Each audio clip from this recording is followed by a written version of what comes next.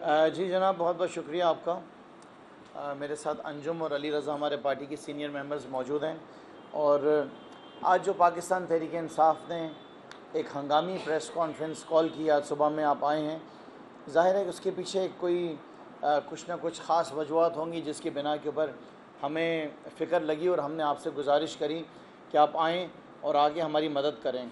मैं बड़ा मशकूर हूँ। सबसे पहले मैं हमेशा इस बात को कहना चाहता हूँ कि जिस तरीके से पाकिस्तान की मीडिया ने, आप तमाम सीनियर सहाफ़ियों ने जिस तरह शहर कराची के और सूबे सिंध की जो डूबते हुए हालात आप लोगों ने हमारे साथ हाईलाइट करने में अपना किरदार अदा किया है, इसके अंदर मैं आप सबको खिराज तहसीन पेश करता हूँ। क्योंकि ये अगर साथ मीडिया का नहीं होता और मीडिया मदद नहीं करती, मीडिया इशूज़ किस तरह हाईलाइट नहीं करती, तो मैं समझता हूँ कि ये असल चेहरे आवाम के सामने कभी आते नहीं और ये अपनी गंदी 2 नंबर सियासत करने में हमेशा कामयाब रहते। सो मैं मीडिया का बड़ा मशहूर हूँ कि मीडिया ने जिस तरीके से हमेशा तहरीक इंसाफ का साथ दिया है और हम भी कोशिश करते हैं कि जो मसाइल हैं, जो लोग जिन परेशानियों से गुज़र रहे हैं, ज़िंदगी लोगों की दिन ब दिन सूबे सिंध में रहने वाले लोगों की अजीरन होती जा रही है, आवाम की चीखें निकली हुई हैं। इस ज़रदारी दौर के अंदर, इस 15 साल के अंदर जितनी मुश्किलात मेरे ख़्याल से सूबे सिंध ने झेली हैं, शायद मेरे ख़्याल से पाकिस्तान की तारीख़ में हमने कभी भी किसी सूबे के अंदर, किसी शहर के अंदर हमने ये हालात नहीं देखे। और हम देखते हैं कि दुनिया भर के अंदर जो भी नए सर्वेज़ हो रहे हैं, उन तमाम सर्वेज़ में जो लोगों की बेसिक नेसेसिटीज़ से रिलेटेड हों, उन तमाम सर्वेज़ के अंदर शहर कराची जो है वो नीचे से नीचे जाता जा रहा है। और मैं तो ये समझता हूँ कि शहर कराची तो हम बोल देते हैं, लेकिन ज़ाहिर है हमारे सूबे सिंध का दिल है शहर कराची, उसके ऊपर ज़्यादा हम इशूज़ हाईलाइट करते हैं। लेकिन सिंध के बाकी शहरों के भी हालात कुछ अच्छे नहीं हैं, वहाँ के भी हालात बहुत ज़्यादा ख़राब हैं। ख़ास तौर पे वो इलाके जहाँ से पाकिस्तान पीपल्स पार्टी की क़यादत जीत कर आई है, जैसे कि ज़रदारी जहाँ से जीत कर आए, लड़काना से। लड़काना के अंदर आप हालात देखें, लोगों की ज़िंदगियाँ किस तरह गुजर रही हैं। एड्स के पेशेंट्स वहाँ पे आपको देखेंगे कि बढ़ते जा रहे हैं। बच्चों को वहाँ पे स्कूलों में तालीम नहीं है, कुत्ते काट जाते हैं, वहाँ पे आपके पास रेबीज़ की वैक्सीन अवेलेबल नहीं है। लड़काना से जहाँ से बिलावल जीत कर आएँ, ज़रदारी जहाँ से नवाब शाह से जीत कर आएँ, अगर वहाँ के आप हालात देख लें तो ज़रदारी साहब के हल्के के अंदर भी हालात जो हैं वो दिन ब दिन बद से बदतर होते जा रहे हैं। और सबसे बड़ी बात कि सेवन जहाँ से सूबे का वज़ीर आला जीत कर आया है, जो नाकाम हो गए सूबे को चलाने में, वहाँ के भी हालात जो हैं वो बुरे हालात चल रहे हैं और लोग बहुत ज़्यादा परेशानी वाली ज़िंदगी गुजार रहे हैं। लेकिन उसके बढ़कर जो सबसे बड़ा मसला है, जिसके लिए आज ख़ास तौर पे हमने हंगामी आज प्रेस कॉन्फ्रेंस कॉल की है, उसकी वजह यह है कि एक नया स्पेल जो है वो बारिशों का शुरू होने वाला है शहर कराची के अंदर, और ज़ाहिर है कि उसमें सिंध के बाकी शहर भी और उसके अंदर कवर हो जाएंगे। जो पिछला स्पेल बारिश का था, उस स्पेल के बारिश के स्पेल में हमने देखा कि शहर के अंदर हमें रेंजर्स नज़र आई पानी बारिशों का निकालते हुए, हमें अफवाज पाकिस्तान के जवान नज़र आए गली मोहल्लों से पानी निकालते हुए, हमें सियासी जमातों के नुमाइंदे नज़र आए पानी की निकासी के अंदर। हमें NGOs के किरदार को सराहना पड़ेगा कि उन्होंने बड़ा काम किया। लेकिन अफसोस कि पाकिस्तान पीपल्स पार्टी की सिंध हुकूमत, जिसके पास तमाम वसाइल, जिसके पास मशीनरी, जिसके पास सारा सिस्टम मौजूद था, उनको हमने काम करते हुए कहीं देखा नहीं। हाँ, तस्वीरें ज़रूर बन रही होंगी, वीडियो ज़रूर बन रही होगी, सूखी सड़कें जैसे कि शार फैसल के साथ साथ फेरे मारते रहे वज़ीर आला और इस शहर के एडमिनिस्ट्रेटर कराची। लेकिन वो इलाके जो आज की तारीख़ तक शहर कराची में डूबे हुए हैं, वहाँ पे जहाँ का कोई पुरसाने हाल नहीं है, वहाँ तक ना तो इस सूबे का वज़ीर आला अभी तक गया है, ना इस सूबे का एडमिनिस्ट्रेटर वहाँ पे गया है। हालात इस वक्त शहर भर के अंदर हालात ये हैं कि कोई गली, कोई मोहल्ला, कोई सड़क ऐसी नहीं है जो टूट फूट का शिकार ना हो। कोई ऐसी जगह नहीं होगी। जितने पार्क्स थे वहाँ पे इन्होंने पानी को निकाल के उधर भर दिया गया है। सड़कें, क्योंकि 2 नंबर सड़कें बनाई गई थी, क्योंकि कॉन्ट्रैक्टर से बड़ी तादाद में, बड़े रेशियो में कमीशन लिए गए थे, तो वो सड़कें सारी टूट फूट का शिकार हो गई हैं।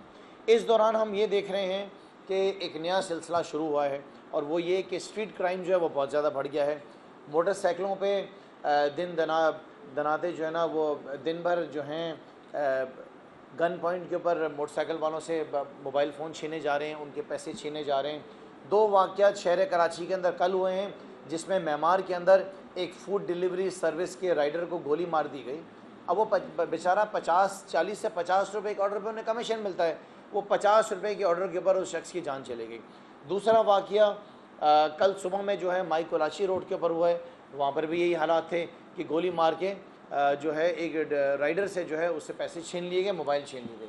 सो ये जितने हालात हमने देखे हैं ये सारे बारिशों के बाद देखे हैं कि सड़कें आपकी तबाह हो गई हैं, टूट गई हैं, एक बुरा हाल पूरे शहर का हो रहा है।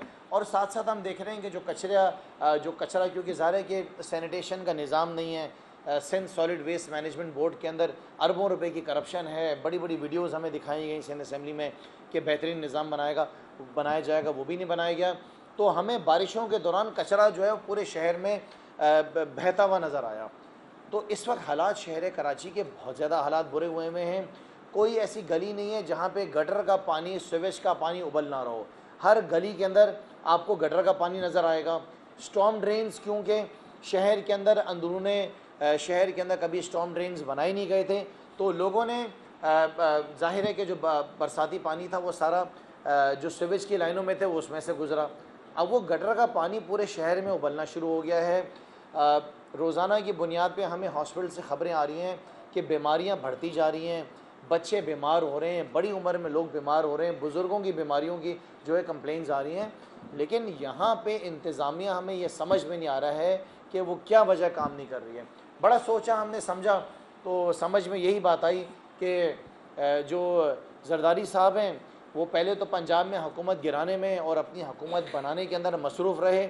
जो सिंध का पैसा था, जो पैसा सिंध में लगना था, सिंध के लोगों पे लगना था, सिंध की आवाम के ऊपर पैसा ख़र्च होना था, गलियों में, मोहल्लों में, पीने के पानी में, बच्चों की तालीम के ऊपर ख़र्च होना था, सेहत के निज़ाम को बेहतर करने पे जो पैसा सिंध का ख़र्च होना था, वो पैसा सारा सिंध हाउस के अंदर ख़र्च हुआ। ज़मीर फ़रोशों की ज़मीर को ख़रीदने में वो पैसा पंजाब की असम्बली के अंदर MPs की ख़रीदारी में कोशिश करने में ख़र्च हुआ। यही सिंध का पैसा जब सेनेट के इलेक्शंस आते हैं तो मैं सिंध के लोगों को बताना चाहता हूँ कि सेनेट के इलेक्शंस के दौरान भी ये आपका पैसा जो आपकी ज़िंदगियों के ऊपर, आपकी बेसिक नेसेसिटीज़ के लिए ख़र्च होना है, वो सियासत के ऊपर ख़र्च होता है, वो ज़मीर फ़रोशों को ख़रीदने के लिए उनके ऊपर ख़र्च होता है।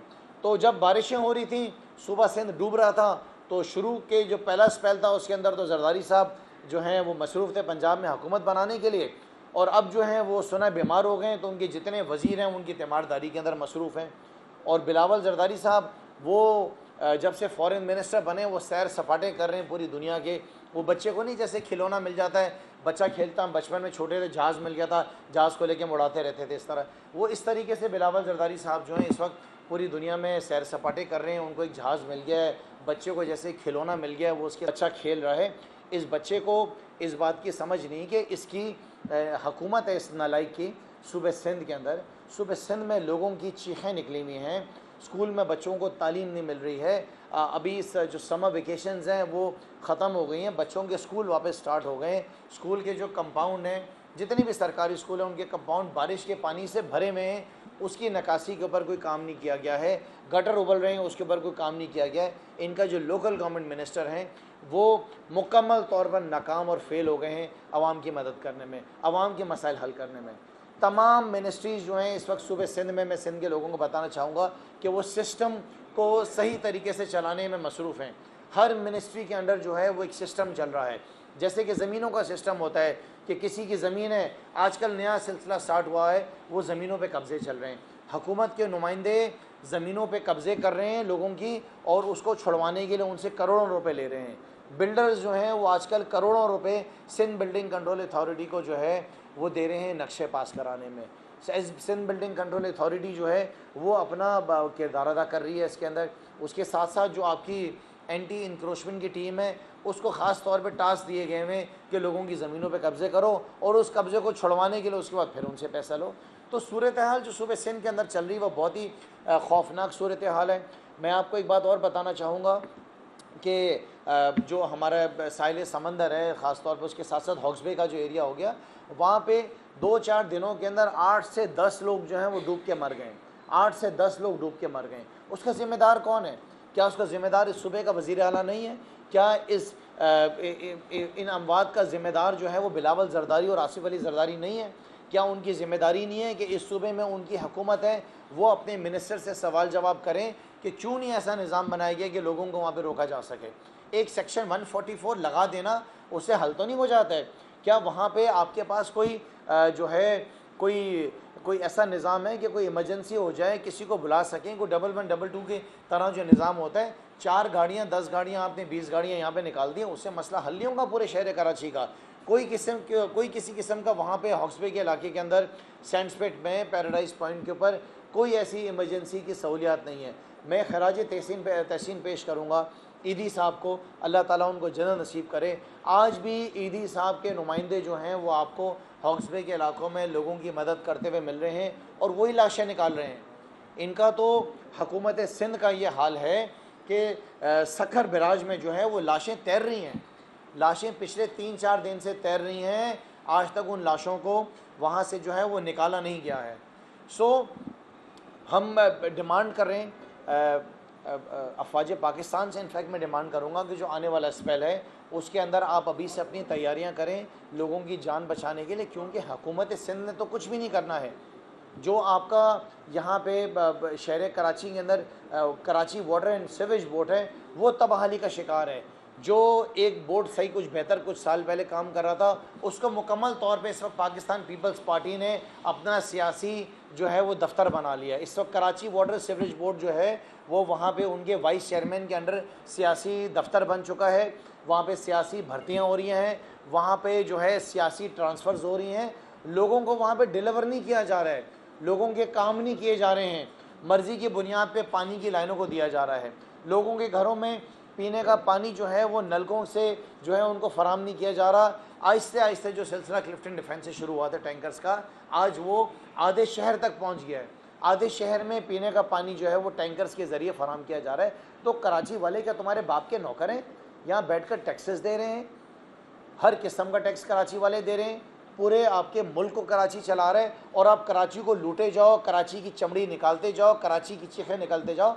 कराची कितना बर्दाश्त करेगा? पाकिस्तान तहरीक इंसाफ इसके अंदर अपना किरदार अदा करती रही है। मैं अपने तमाम वर्कर्स को आज खराज तहसीन पेश करता हूँ जो कि शहर भर में अलग अलग इलाकों में अपनी मदद आप अपने ज़ाती पैसों से पंप्स के ज़रिए उन्होंने पानी निकाला, लोगों की मदद करी, लोगों को अलग अलग इलाकों से एक इलाके से दूसरे इलाकों के अंदर शिफ्ट किया। लेकिन याद रखें कि कोई भी NGO या आपकी इवन रेंजर्स होगी, फ़ौज हो गई और सियासी जमातें ये नहीं कर सकती काम सारा। ये काम सारा हुकूमत सिंध का है, लोगों के मसाइल हल करना, लोगों को इस परेशानी से निकालना। जरदारी साहब ये आपकी ज़िम्मेदारी है। आप दुबई में बैठे हुए हैं, वहाँ पे मज़े कर रहे हैं, यहाँ पे लोग मर रहे हैं। बिलावल जरदारी आप जो है सैर सपाटे कर रहे हैं, कभी आप ईरान बैठे हुए हैं, कभी आप UK जा रहे हैं, कभी आप दुबई जा रहे हैं, कभी आप कहाँ पे पहुँच रहे हैं। यहाँ पे बिलावल जरदारी लोगों की जो है लोग मर रहे हैं यहाँ पे, आपके मिनिस्टर्स यहाँ पे काम नहीं कर रहे हैं, आपके सूबे का वज़ीर आला कहीं पर नज़र नहीं आता है। वो लंबा आदमी लंबा कोट और लंबे जूते पहनकर एक दिन बारिश में निकल गया था, उसके बाद वो पता नहीं कहाँ निकल गया। किसी ने सही कहा था कि लंबे आदमी की अक्ल जो है टखनों के अंदर होती है। तो हम बड़ा परेशान हैं, कराची के लोग बड़ा परेशान हैं, कराची के लोग छुटकारा हासिल करना चाहते हैं पाकिस्तान पीपल्स पार्टी से। ये इनकी 15 साला हुकूमत में इन्होंने जितना सूबे सिंध को नुकसान पहुँचाया है, मैं आपको बताऊँ ये ऑन मिशन है to convert this province into Mohenjodaro. ये मोइंजोदड़ो के अंदर इसको तब्दील कर देंगे पूरे सूबे को। ये पाकिस्तान पीपल्स पार्टी इस सूबे को स्टोनेज की तरफ लेकर जा रही है। इनके लोग बैठकर सिर्फ अपने जो है मज़े करने में बैठे हुए हैं, अपनी कुर्सी को संभाले हुए हैं, अपने जितनी सहूलियात हैं उनको हासिल कर रहे हैं। सिंध असम्बली में जो इजलास होते हैं वो किसी काम का कोई इजलास नहीं होता है। हमारे हलक खुश्क हो गए इस ऐवान में शोर मचा मचा के। 40 से 50 लाख रुपए एक दिन के इजलास का ख़र्चा होता है। कोई आदमी सिंध असम्बली में काम करने को तैयार नहीं है, कोई मिनिस्टर सही सीरियस तरीके से जवाब देने को तैयार नहीं है, कोई भी मिनिस्टर काम करने को तैयार नहीं है। लिहाजा मैं कराची के लोगों की परेशानियों से बिल्कुल वाकिफ़ हूँ और इंशाअल्लाह ताला इस बात के ऊपर यकीन रख लें कि जिस तरह पाकिस्तान पीपल्स पार्टी का ख़ात्मा पंजाब से हुआ है, KP से इनका ख़ात्मा हुआ, गिलगित बल्तिस्तान से, कश्मीर से, इसी तरीके से बलूचिस्तान समेत इनका ख़ात्मा सूबे सिंध से भी होगा। हमने इनके ख़िलाफ़ अपनी जंग जारी रखनी है, हमने इनके ख़िलाफ़ इनके साथ पूरा मुकाबला करना है और हमने इनको शिकस्त देनी है। इंशाअल्लाह ताला कराची के अंदर 28 तारीख को बल्दियाती इलेक्शन जो कि पोस्टपोन हो गए थे बारिश की वजह से, और हम वापस देख रहे हैं कि आगे फिर बारिशों का स्पेल है। अल्लाह खैर करे, अल्लाह करम करे इस सूबे के ऊपर। नहीं तो पाकिस्तान पीपल्स पार्टी ने तो कसम खाई है कि ये तो शर्म से डूबेंगे नहीं, लेकिन इस शहर को जो है ना ये डुबो के छोड़ेंगे। मैं कराची के लोगों से कहता हूँ कि कराची के लोगों ने आने वाले 28 तारीख को बल्दियाती इलेक्शंस में पाकिस्तान तहरीक इंसाफ के मेयर को कामयाब कराना है, पाकिस्तान तहरीक इंसाफ के इमरान खान के नुमाइंदों को कराची में कामयाब कराना है। मैं सिर्फ आखिर में आपको ये बताना चाहूँगा जो हमारी 5 प्रायोरिटीज़ हैं शहर कराची में आने वाले बल्दियाती इलेक्शंस में इमरान खान को अब कामयाब कराने के बाद। नंबर 1 जो हमारी प्रायोरिटी है कि कराची के अंदर जो पीने के पानी का मसला है, जो Karachi water and sewerage board है, इसको पूरा रिवैम्प करना है। हमने कराची भर के अंदर कराची के लोगों को जो पानी है वो नलकों में पहुंचाना है। मुझे आज भी याद है जब मैं स्कूल से बचपन में आता था तो हम नलका खोल के पानी पीते थे, उसमें कभी भी ये बात नहीं होती थी कि उसके अंदर बैक्टीरिया होगा, नलकों में पानी नहीं आएगा। आज टैंकर्स के ज़रिए पानी आ रहा है। So number 1 priority Pakistan Tehreek Insaf की कामयाबी हासिल करने के बाद शहर कराची के लोगों को नलकों में पानी फराहम करना है। दूसरी प्रायोरिटी कि हमने शहर के इंफ्रास्ट्रक्चर को ठीक करना है। हमने पूरे शहर भर के अंदर स्टॉर्म ड्रेन्स बनाने हैं। आपको याद हो कि वज़ीर आज़म इमरान खान साहब ने अपने दौर के अंदर शहर कराची के 3 बड़े स्टॉर्म ड्रेन्स की सफाई कराई, उसके अतराफ़ में दीवारें बनवाई, उसके अतराफ़ में सड़कें बनवाई, वहाँ पे इंक्रोचर्स की रीसेटलमेंट की, ताकि शहर कराची जो है बारिशों में डूबे ना। और हमने देखा कि उसका फ़ायदा बहुत हुआ। लेकिन क्योंकि इन नालायकों ने छोटे 480 या 490 नालों की सफाई नहीं करी, इस वजह से वो बड़े नालों तक पानी पहुँच नहीं सका। सो हमने कराची के इंफ्रास्ट्रक्चर को नंबर 2 हमारी प्रायोरिटी, हमने उसको ठीक करना है। नंबर 3 पे कि शहर कराची के अंदर जो सैनिटेशन का निज़ाम है वो बहुत ख़राब निज़ाम है। कराची के अंदर कचरे उठने का तरीक़ाकार गलत है। जिस तरह सिंगापुर हो गया, दुबई हो गया, ये किसी भी एक इंटरनेशनल सिटी के अंदर कचरे को उठाया जाता है, हम उस निज़ाम को कराची शहर के अंदर लेकर आएंगे कि लोगों को door to door garbage collection हो सके, बीमारियां ना फैल सकें। और ये जगह जगह आप देखते हैं कि आपको कुत्ते नज़र आएंगे, वो उन्हीं कचरा कुंडियों से खाते हैं और वहीं पे उनकी फिर ब्रीडिंग होती है, फिर वहीं पे वो बच्चों को काटते हैं। सो सैनिटेशन का निज़ाम नंबर 3 में हम ठीक करेंगे। नंबर 4 पे जो कराची का ट्रांसपोर्ट का निज़ाम है जो इस वक्त तबाहाली का शिकार है, कुछ लाल रंग की 50 या 40 बसों से ये यहाँ पे 3-3.25 करोड़ की आबादी का मसला हल नहीं होता है।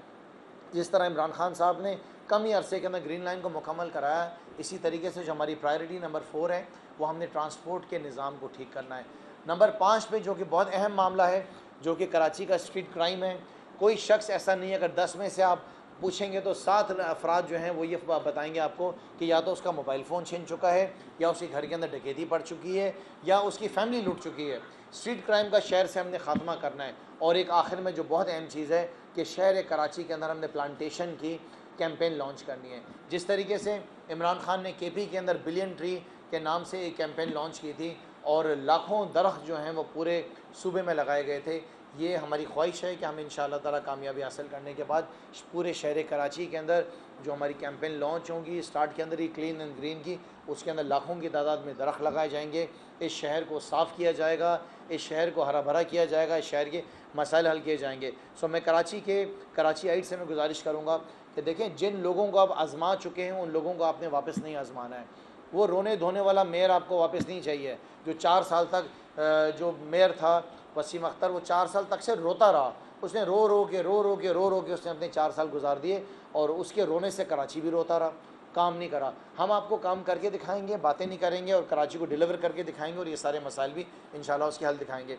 आखिर में लास्ट स्टेटमेंट जो मैंने आपको देनी है कि आज 4 बजे पाकिस्तान तहरीक इंसाफ ने KMC के दफ्तर के बाहर एक पुरअमन एहतजाज रखा है, जो कि हमारा आइनी हक़ है। और वो एहतजाज शहर कराची के अंदर इस वक्त जो टूट फूट की शिकार सड़कें हैं उसके ख़िलाफ़, शहर कराची के अंदर जो उबलते हुए गटर हैं उसके ख़िलाफ़ ही एहतजाज है। और शहर भर के अंदर इस शहर का जो सियासी एडमिनिस्ट्रेटर है जो कि नाकाम हो गया है इस शहर को साफ़ करने में, उसके ख़िलाफ़ एहतजाज है। मैं पूरे कराची को दावत देता हूँ कि आज KMC हेड ऑफिस के बाहर 4 बजे आएँ और इस एहतजाज में पाकिस्तान तहरीक इंसाफ का साथ दें। शुक्रिया जी।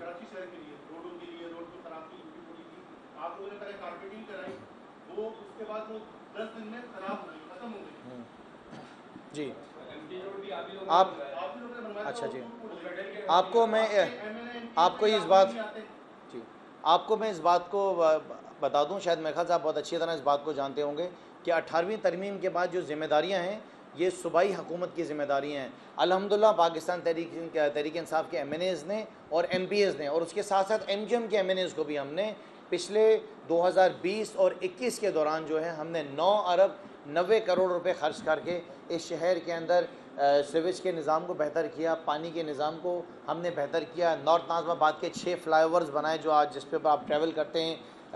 6.3 किलोमीटर्स का निश्तर रोड बनाया गया, 6.9 किलोमीटर्स का नेपियर रोड बनाया गया। आज जो आपका मंगोपी रोड तकरीबन मुकम्मल हो चुका है, वो पाकिस्तान तहरीक इंसाफ की हुकूमत ने मुकम्मल कराया। ग्रीन लाइन जो थी उसको हमने मुकम्मल कराया। कराची का जो फ्रेट कॉरिडोर है वो पाकिस्तान तहरीक इंसाफ की हुकूमत में उसकी शुरुआत कराई गई। कराची शहर का जो K4 का मसला था, जो पानी का था, जो पानी नहीं मिलता था, 13 अरब रुपये हुकूमत सिंध ने कहा कि ज़ाया हो गए डिज़ाइंस के अंदर।